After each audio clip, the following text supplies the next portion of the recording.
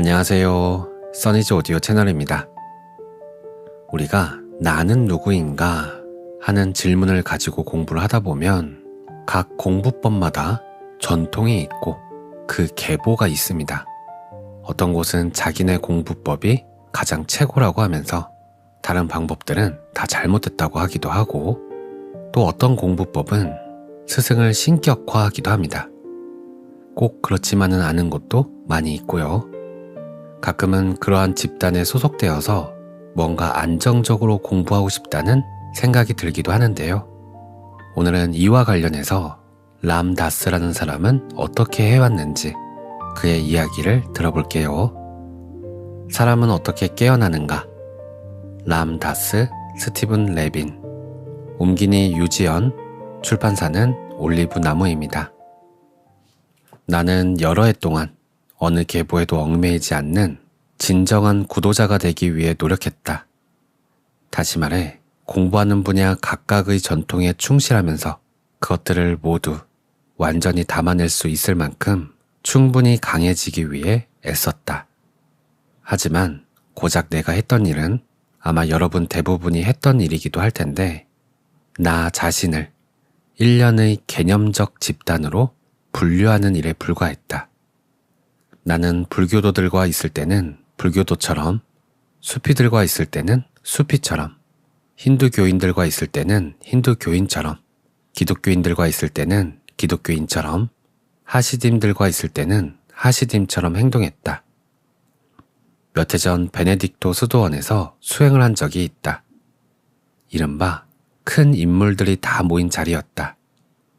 스와미 사치다난다, 앨런 와츠, 사사키 로시, 브라더 데이비드, 피르 빌라야트 칸 등 쟁쟁한 이들이 모두 모였다. 우리는 각자 자신이 전문으로 하는 전통에 따라 수행을 했고, 모두가 서로의 전통에 참여했다. 새벽 4시, 나는 스와미 사치다난다 옆에서 귀뚜라미 소리를 통해 어떻게 자신의 불성을 알 수 있을까? 라는 공안을 붙들고 좌선을 하고 있었다. 우리는 3번 절하고 무릎을 꿇는 것을 포함해 모든 의식을 제대로 갖추고 로시를 만나러 들어가야 했다.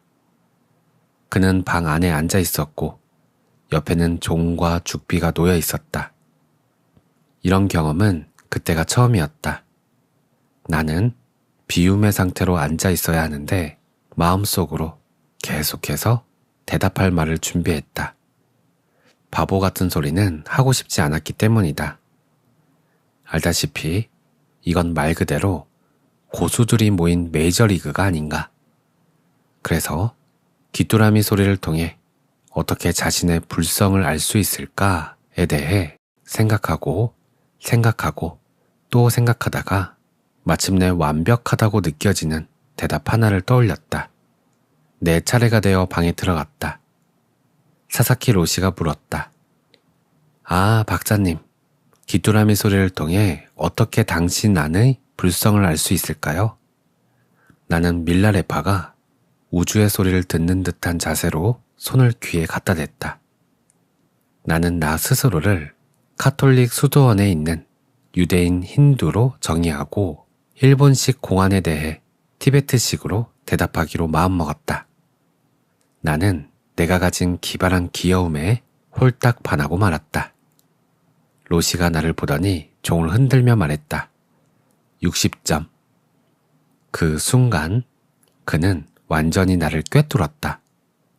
중산층의 성취지향적 정체성에 갇힌 나를 꿰뚫어 본 것이다. 우리는 한바탕 웃었다. 사사키 로시와의 경험처럼 여러 차원에서 동시에 이루어지는 연결의 순간은 아주 소중하다.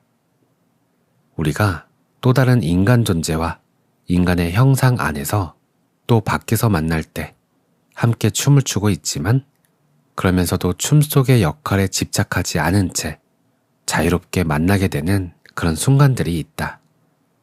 나는 스와미 묵타난다와 그런 순간을 함께 한 적이 있다. 그는 내게 만트라를 주었는데 사원의 안쪽 방에서 명상하던 중 그 만트라가 나를 아스트랄 차원으로 이끌었다. 다른 차원에서 우리는 다시 만났다. 그의 눈을 바라보았다. 그 순간 나는 위로 올라가며 날기 시작했다. 그러나 날아가면서 곧 균형을 잃었고 다시 균형을 잡으려고 했을 땐 명상을 하던 사원으로 돌아와 있었다. 나는 마치 지구로 이제 막 돌아온 사람처럼 비틀거리며 동굴 밖으로 나왔다. 그때 복도에서 스와미 묵타난다와 마주쳤다. 그의 통역사가 내게 물었다. 날아보니 어떠셨습니까? 그는 반짝이는 눈으로 나를 보았는데 그 반짝임 속에는 우리는 다른 차원에서 만났어. 지금은 여기에 있고 우리는 모든 차원에서 동시에 함께 있어. 라는 메시지가 담겨 있었다. 그 순간에는 진짜 기쁨, 기쁨, 기쁨, 오직 기쁨만이 가득했다. 앨런 와츠는 두 차원을 동시에 공유하는 공간과 그 기쁨에 깊이 빠져있던 사람이었다. 칼 융도 비슷했다. 그는 다른 영역, 다른 차원의 현실로 올라가곤 했다. 하지만 어김없이 돌아올 때면 이렇게 말했다. 나는 가족에게 돌아올 수 있어서, 지구에 발을 붙일 수 있어서, 내 집으로 다시 돌아올 수 있어서 행복하다네. 하지만 그건 완전한 자유가 아니다. 왜? 진정으로 깨닫는다는 것은 어디에도 집착하지 않는 것이므로 이쪽에도 저쪽에도 이런 순간을 함께했던 대부분의 존재들과 나는 그저 한 순간만 그런 경험을 할 수 있었다.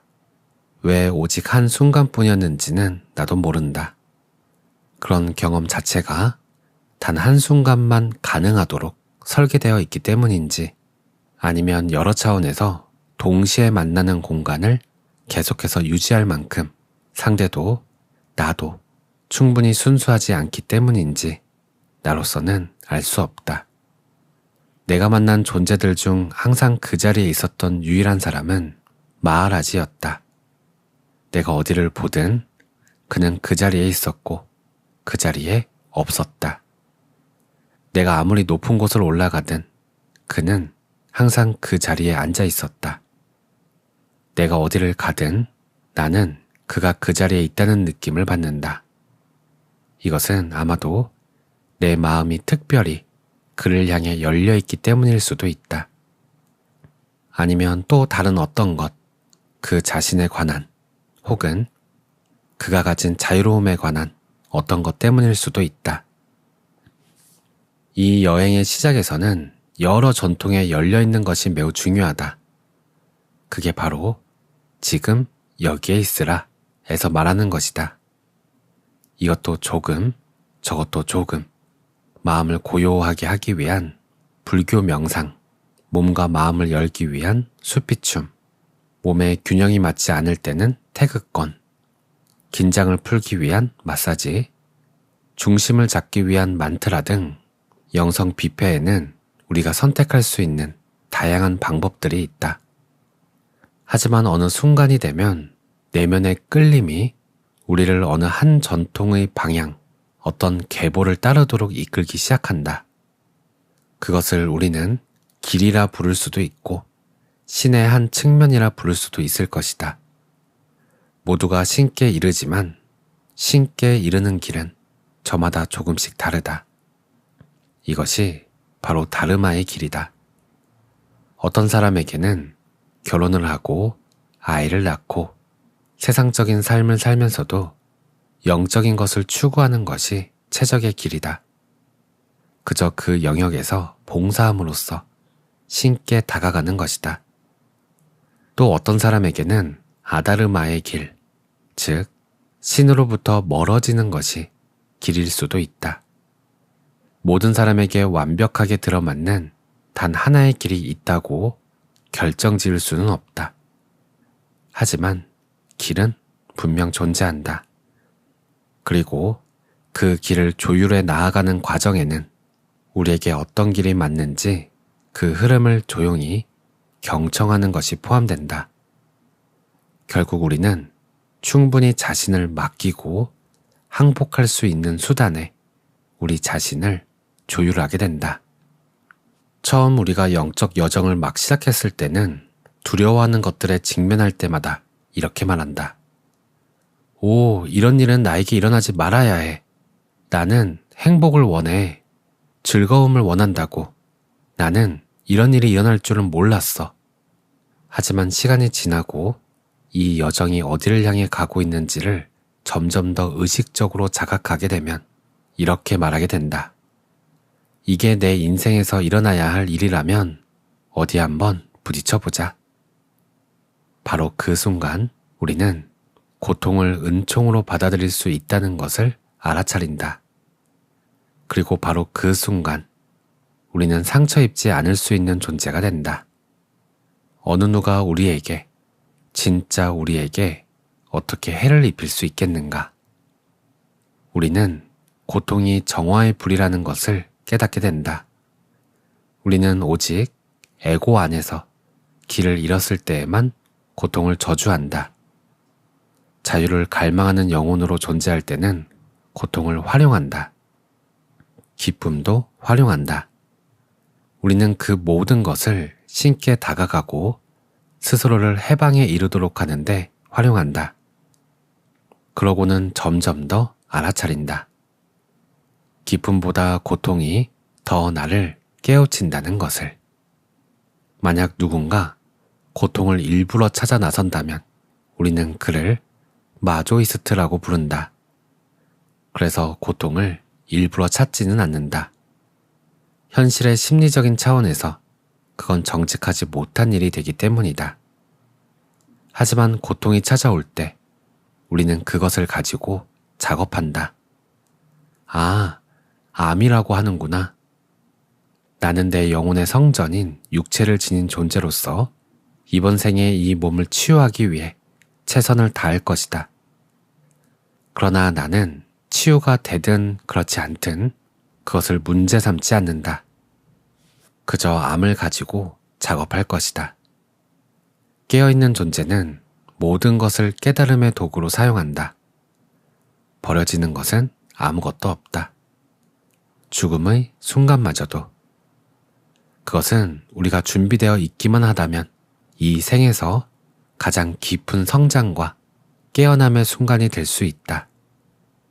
우리가 더 이상 멜로드라마에 빠지지 않게 되면 그때야 비로소 카르마를 스스로 만들어내지 않게 된다. 놓아버리는 것은 정화의 행위이다. 그래서 불교에서 말하는 5가지 장애, 감각적 욕망, 악의, 나태와 무기력, 들뜸, 회의적 의심처럼 뻔한 것들 뿐만 아니라 천상의 존재나 미묘하고 아름다운 물질계에 대한 집착처럼 아주 미묘한 수준의 알아차리기 힘든 것들까지도 놓아버리고 싶어진다. 그것을 몇 년씩 분석하고 치료하고 마치 배설물을 가지고 노는 것처럼 붙들고 있을 것이 아니라 그저 놓아버리고 싶어진다. 오늘 내용은 여기까지입니다. 삶이 나를 어디로 인도하는지 가끔은 전혀 모르겠는 때가 있어요. 그럴 때면 두려워지기도 하고 한편으로는 기대되기도 합니다. 그리고 지나온 날들을 한번 돌아보면 아무리 어렵고 힘들고 어쩔 수 없는 것 같은 상황이었지만 지금 이 순간 저는 여기에 있습니다. 이것을 알아차리면 지금 다가오고 있는 나의 삶이 어떻게 될지, 어떻게 해야만 하는지 그것에 대해 두려워하거나 미리부터 걱정할 필요는 없다는 생각이 들기도 합니다. 지금 이 순간에 주어진 것에 온전히 감사하고 마주하는 고통, 괴로움, 즐거움, 기쁨들을 제 안에 숨겨져 있던 것들을 마주하게 되는 도구로 활용합니다. 그렇게 지금 이 순간에 있을 때 이 편안함, 소란스럽고 시끄러운 이 포장지 밑에 고요함을 느낄 수 있는 것 같아요. 이 고요함 위에 흐르는 지금 이 순간을 기쁘게 마주해 봅니다. 오늘도 평온한 하루 보내세요. 감사합니다.